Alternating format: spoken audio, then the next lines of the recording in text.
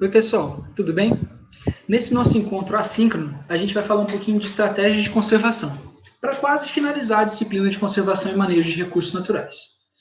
A gente falou de mensuração da biodiversidade, magnitude da biodiversidade e também das ameaças a essa biodiversidade. Então, apesar de saber que existem muitas espécies, a gente sabe que muitas a gente ainda nem conhece e a gente sabe que elas estão sujeitas a diversas ameaças, como a perda e fragmentação de habitat, a poluição, a introdução de espécies exóticas, a superexploração de recursos e as mudanças climáticas. Então, frente a essa grande quantidade de problemas, o que é que a gente pode fazer para garantir a existência dessas espécies? E é nesse sentido que a gente começa o assunto de estratégias de conservação. Vejam que aqui a gente está colocando estratégia de conservação e não de preservação. Lembram da diferença dos conceitos lá do comecinho da disciplina? A ideia aqui é que a gente possa ter uma convivência adequada entre a sociedade humana e a proteção da natureza, da biodiversidade, sendo que nós não podemos prejudicar a espécie humana em função da preservação do meio ambiente. Parece um conceito meio estranho, né? Mas é porque toda vez que a gente fala de conservação, de preservação, as estratégias que são mais restritivas sempre vão restringir as populações de menor poder aquisitivo. Então, por exemplo, quando eu tenho uma população tradicional e quero criar um parque nacional, e eu vou lá e removo essa população tradicional.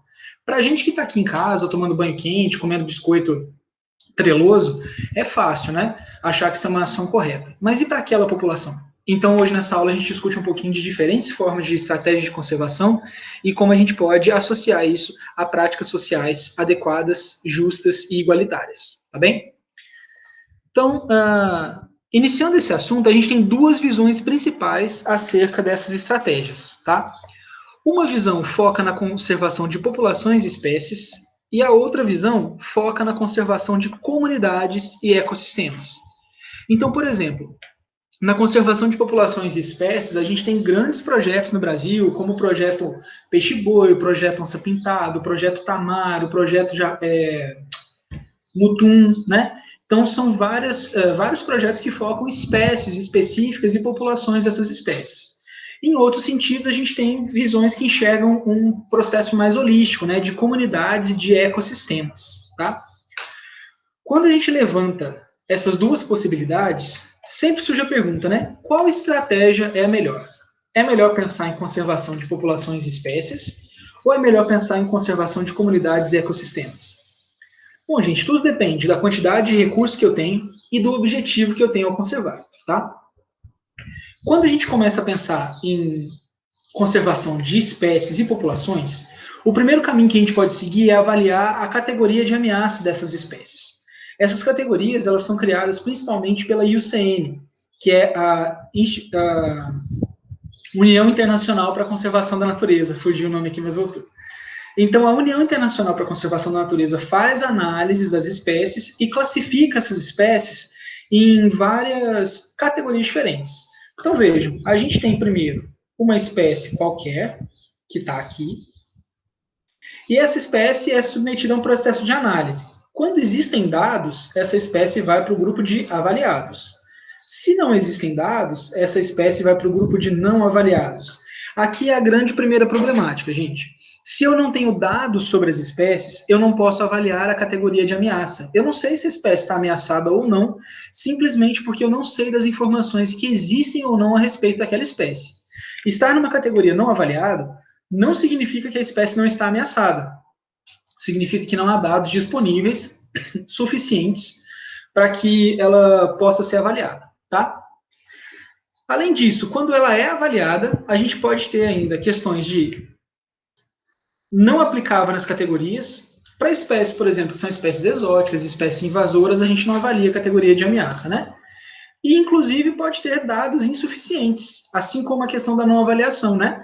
Mas, mesmo com alguns dados, alguns grupos desses que são avaliados, não é possível chegar a uma conclusão. Então, elas ficam aqui nos dados insuficientes. Para quem é avaliado e tem dados, a gente vai colocar em várias categorias. Então, a gente tem menos preocupante, ou seja, a espécie está bem, a gente não precisa se preocupar muito com ela.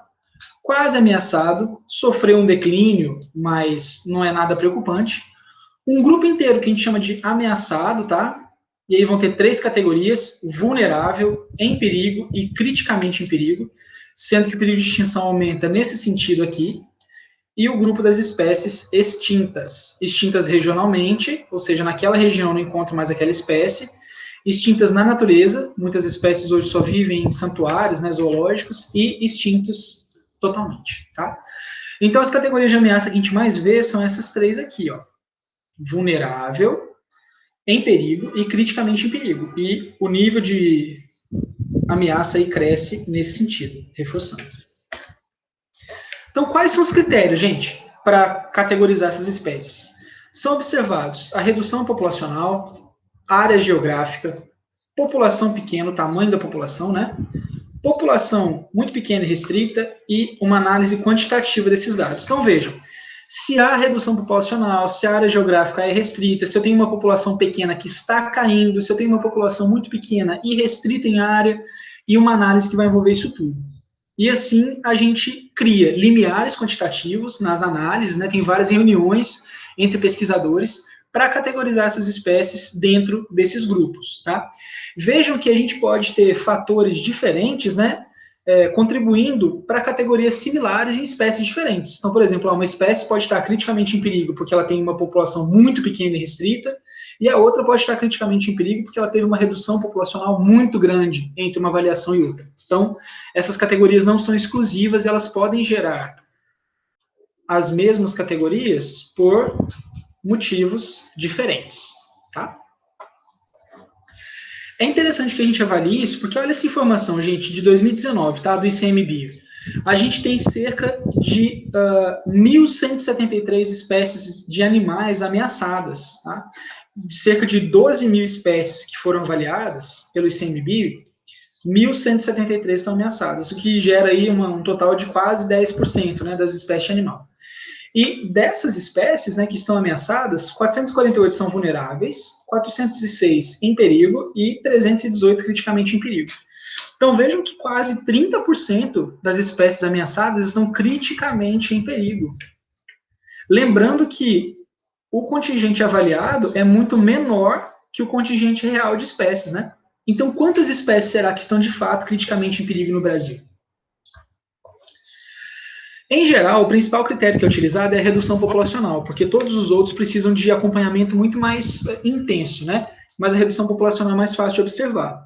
Então, a redução populacional ela acaba sendo um problema, porque ela gera perda de variabilidade, e isso vai levar a problemas nas variações demográficas e nas variações ambientais.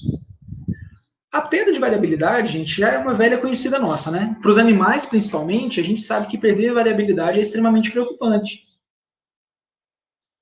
Porque é a variabilidade genética que vai permitir com que os animais tenham possibilidades de adaptação, né? Quanto mais variabilidade eu tenho, mais desempenhos diferentes eu posso ter e mais eu posso me adaptar caso mudem as pressões seletivas. No caso das variações demográficas, o que acontece é o seguinte, gente. Em geral, nas espécies animais, né, a gente tem aí a determinação de 2 sexos biológicos. E a gente depende da manutenção desses 2 sexos biológicos para a manutenção da espécie, né? Então, por exemplo, o que a gente não controla é se vai nascer do sexo biológico macho ou do sexo biológico fêmea.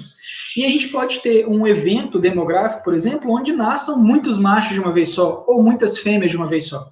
Isso diminui o potencial de reprodução, principalmente se são muitos machos de uma vez só. Porque, em geral, as fêmeas, né, elas são o limitante para o crescimento da população. Um macho pode copular com várias fêmeas, mas, em geral, enquanto uma fêmea está no processo, né, de produção de prole, ela não consegue copular com outros machos. Então, se eu tenho, por acaso, um nascimento grande de machos numa população, eu vou ter uma redução do crescimento populacional. Isso, uma população de milhões, é tranquilo, mas uma população de 8 é preocupante. Então, a variação demográfica, nesse sentido de nascer mais especificamente de um sexo ou de outro, que em geral é aleatório, né, pode ser bastante preocupante. Isso piora porque algumas populações têm determinação do sexo pelo meio ambiente, como, por exemplo, as tartarugas, né? Ambientes mais quentes geram mais machos, que é justamente o que está acontecendo, né? A gente está tendo um aumento de temperatura geral e tem um desvio para a quantidade de machos na população. Além disso, nós temos as variações ambientais. Quanto menor é a população, em geral, menos forte ela é, menos pronta ela está para conseguir suportar as variações ambientais. Então, por exemplo, aqui a gente tem uma ilha, né, com um vulcão. Se eu tenho uma população muito pequenininha vivendo aqui, e esse vulcão entra em erupção e vai justamente para essa parte da ilha, eu perdi essa espécie. Se eu tivesse uma população maior, ocupando uma área maior, eu perderia parte da população, mas parte ainda continuaria viva. Tá? E voltando na perda de variabilidade, né, a gente tem as questões da depressão endogâmica, ou seja, quando indivíduos que são geneticamente aparentados se intercruzam, a gente expõe os recessivos, os alelos deletérios, né? E além disso, a gente tem uma questão também, muitas vezes, que é a depressão exogâmica. Dessa a gente fala pouco. Mas, por exemplo, quando existe uma redução populacional, muitos projetos buscam trazer indivíduos de outros lugares. Só que o que acontece, gente? A seleção natural, ela atua localmente, né? Ela atua no indivíduo. Um miquinho, um suim, que está submetido a pressões seletivas aqui do Nordeste, não faz ideia do que está passando o suim que está lá no Sudeste, né? Com condições ambientais totalmente diferentes. Então, vamos supor que um dia o suim tem aí uma ameaça grande à sua população. E a gente traga bichos lá do Sudeste para cá. Nem sempre isso vai ser bom para as espécies daqui, porque eles têm outras adaptações, tá? Isso que a gente chama de depressão exogâmica, de trazer genes de fora da população que não necessariamente vão melhorar a capacidade da população de suportar as variações ambientais. E além disso, a gente vai ter o que a gente chama de perda de flexibilidade evolutiva, justamente porque com um pequeno pool gênico não tem muita coisa para a seleção natural fazer. Quando a seleção natural tem à sua disposição uma grande variabilidade genética, ela pode selecionar muitas coisas. Se eu tenho pouco, eu seleciono restritivamente, né? A gente vai ter variações na reprodução, a gente vai ter o efeito gargalo, a gente vai ter o efeito fundador. Então, grandes problemas com perda de variabilidade. Eu sugiro que vocês procurem, tá, sobre esses dois efeitos aqui, o efeito gargalo e efeito do fundador, que são extremamente importantes para a gente pensar em reintrodução de espécies na natureza com relação à variabilidade genética, certo? A questão também, além disso, na conservação de espécies, é que a gente tem muitas espécies que são mais bonitinhas do que outras, né? Quando a gente olha nessas fotos, provavelmente vocês já fizeram um IRC, quando olharam na primeira foto, que é um opilião, que é uma aranha, na verdade, né? E não fizeram um IRC tanto grande na segunda foto, que são os peixes-boi. Só que o que acontece? Esse organismo aqui é super, ultra, mega ameaçado, vive em uma caverna de Minas Gerais. Esse aqui também é super, ultra, mega ameaçado, né? Vive no litoral do Brasil. Mas para quem vocês acham que é mais fácil conseguir dinheiro para um projeto de conservação? Para essa espécie ou para essa? Bom, tem projeto peixe-boi, né? Não tem projeto invertebrados cavernícolas. Então dá para a gente pensar como funcionam as coisas. A gente tem muitas espécies que são simpáticas. Muita gente chama de fofauna, né? Porque são fofinhos. Que atraem a atenção do público, muitas que são bonitas, majestosas, a onça pintada, né? Em outros países o tigre, a águia careca, a arpia no Brasil. E essas espécies, em geral, são muito mais reconhecidas por ter valor de conservação do que as outras. Mas nós que somos das ciências biológicas, a gente entende que todas as espécies têm o seu papel e a sua importância evolutiva, né? Então esse é um dos problemas de conservar espécies. Apesar de quando eu conservo peixe-boi, né?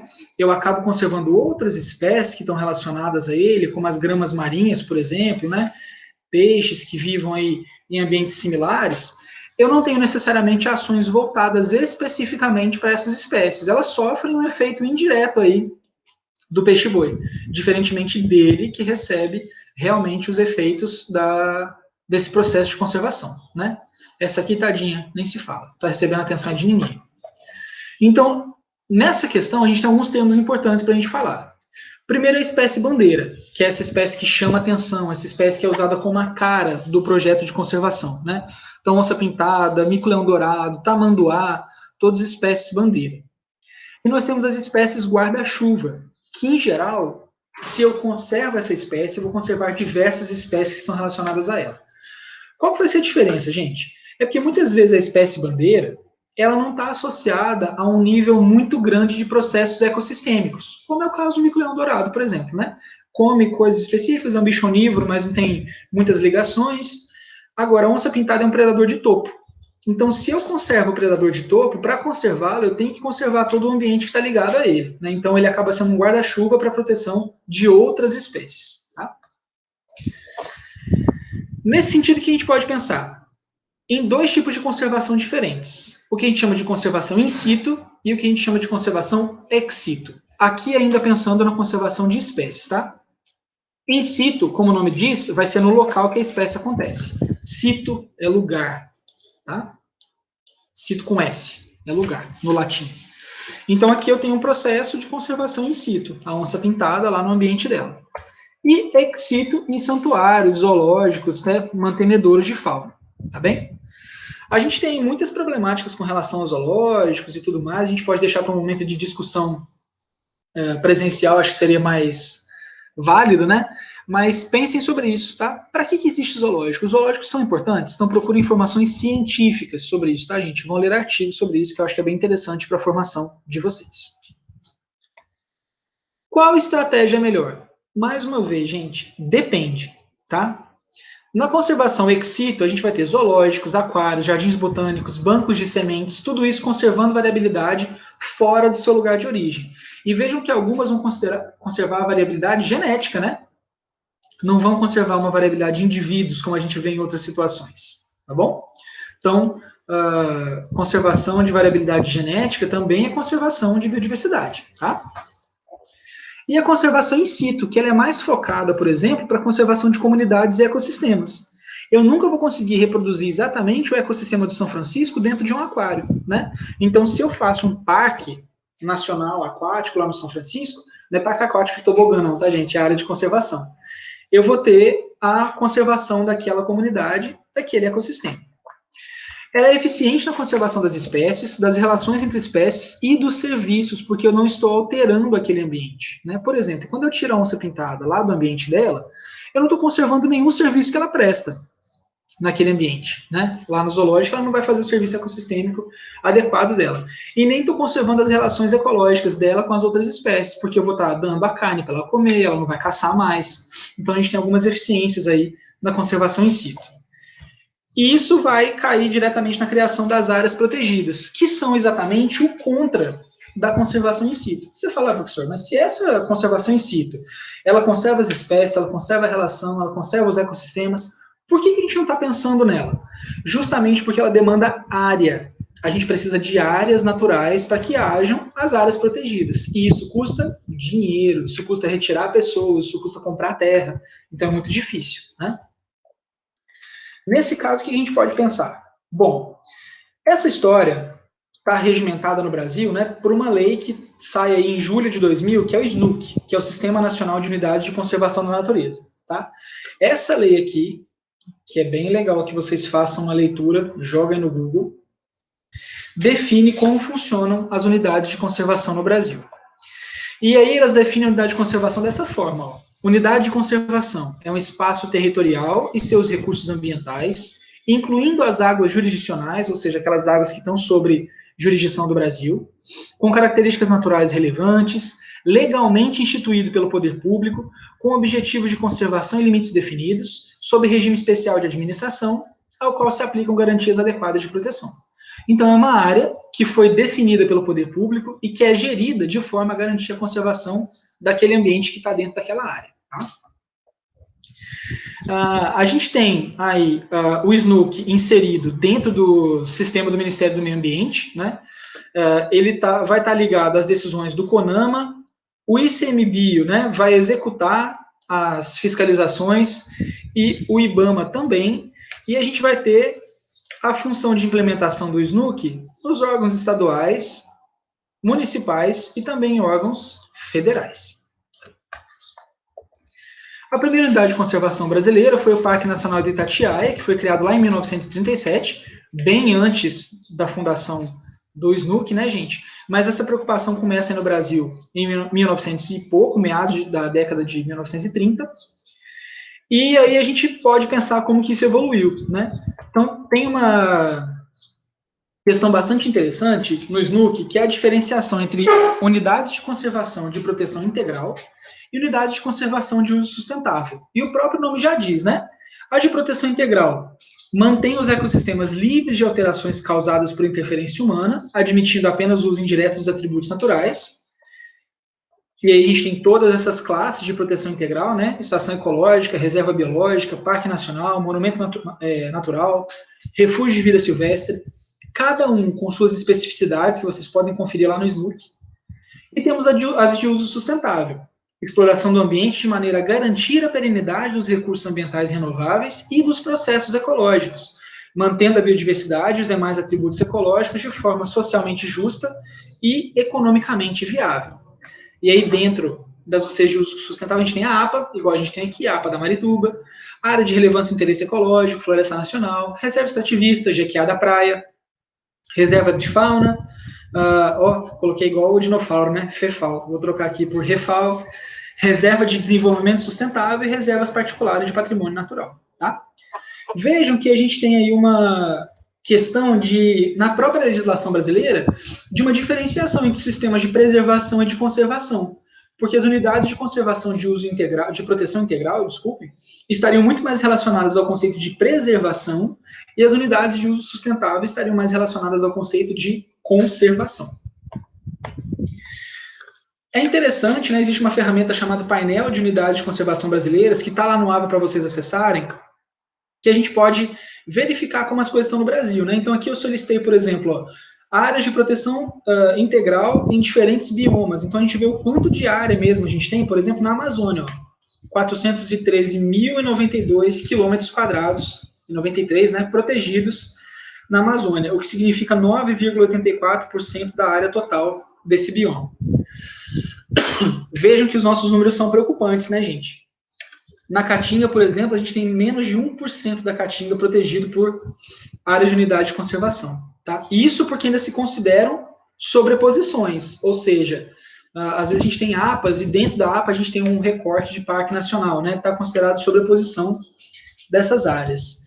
Na parte marinha, olha só, apenas 3,3% da nossa costa é protegida por unidade de conservação de proteção integral. Então, entre nesse painel, brinquem, né? Quando a gente chega no sustentável, isso já aumenta bastante, a gente passa aí dos 17% na Amazônia, mas ainda continua baixo, né? Nos outros sistemas. Vejam que sistemas que têm mais interesse de exploração, como o marinho, né? Tem uma quantidade muito maior de áreas protegidas por uso sustentável, justamente porque é necessária extração, né, de recursos. E muito pouquinho é sobreposto, né? Dessas duas, de proteção integral e uso sustentável. Então, elas estão protegendo locais diferentes. Aqui a gente tem um resumo para Alagoas, tá? Então, o que a gente pode ver? Em questão dos biomas, maior parte das nossas unidades de conservação está na Mata Atlântica, sendo que metade do estado aí está na Caatinga, né? Então, a gente tem uma queda muito grande no número quando a gente observa de Mata Atlântica para Caatinga. A gente tem 10 unidades federais, 19 estaduais, 5 tem conselho gestor, 24 não tem, 3 tem plano de manejo, 26 não tem. Isso aqui é muito preocupante, gente. Porque o plano de manejo é o manual da unidade de conservação. É a forma com a qual a gente pode ou não pode usar a unidade de conservação. Se não tem plano de manejo, não tem como gerenciar, porque o gestor não sabe o que ele pode fazer e onde ele pode fazer. Então, isso é muito, muito grave. A gente percebe que 2%, né, 0,02% da área de Alagoas é protegida, então é muito, muito pouco, né? E ainda assim o que é protegido tem sérias deficiências, como a ausência dos planos de manejo. Aqui a gente tem 9 de gestão pública e 20 de gestão privada. O que significa isso, gente? A gestão privada está relacionada principalmente àquela categoria de unidade chamada RPPN, Reserva Particular do Patrimônio Natural. As pessoas que têm áreas naturais podem solicitar a criação de RPPNs, tá? E isso se torna vitalício, aquela área nunca mais vai poder ser desfeita e utilizada para outra coisa. Então a gente tem uma grande participação das RPPN na proteção das áreas naturais em Alagoas. Qual que é o problema? Em geral, essas áreas são muito pequenininhas, né? Porque a pessoa não vai proteger a fazenda dela toda, por exemplo, vai proteger uma pequena área lá daquela fazenda, tá? E apenas 9 de gestão pública. Nesse contexto, ó, só 2 são de proteção integral e 27 são de uso sustentável. Então, a gente vê a diferença aí nesses processos. E aí, pensando nessa problemática toda, que a gente já viu, principalmente olhando para os números, né? Como que a gente define áreas prioritárias para conservação? Então, essas áreas têm que ser diferenciadas no sentido de quantidade de espécies, no sentido de diversidade, tá? Ou de beleza... Ô, gente, desculpa. Ou de beleza natural, que às vezes acontece aí no Snook, que vocês vão ler. O perigo que essas áreas estão correndo, como os mangues, por exemplo, e a utilidade dessas áreas, tá? E a gente vai ter que planejar essa área protegida. Porque imagine, você é lá um técnico do ICMBio, chega um ofício lá do gabinete do ministro do meio ambiente falando, vocês têm X dinheiros para planejar uma área protegida. Esse dinheiro é finito. E a gente tem que aprender a fazer o máximo com o mínimo de dinheiro possível. E isso vai vir de um bom planejamento. Então, o que a gente pode considerar? Bom, quando a gente pensa sobre a extensão das áreas protegidas, a gente tem um debate muito grande que é chamado SLOSS, que é sigla para essa frase em inglês, é Single Large or Several Small. O que isso significa? É melhor uma única área de conservação muito grande ou muitas áreas de conservação pequenas? Aqui entra o debate da fragmentação, né? Porque algumas espécies só vão conseguir viver em áreas muito grandes. Ao mesmo tempo, se eu protejo muitas áreas pequenas, a minha chance de proteger regionalmente mais espécies é maior. Então, esse debate é bem grande e ainda não teve um final, tá, gente?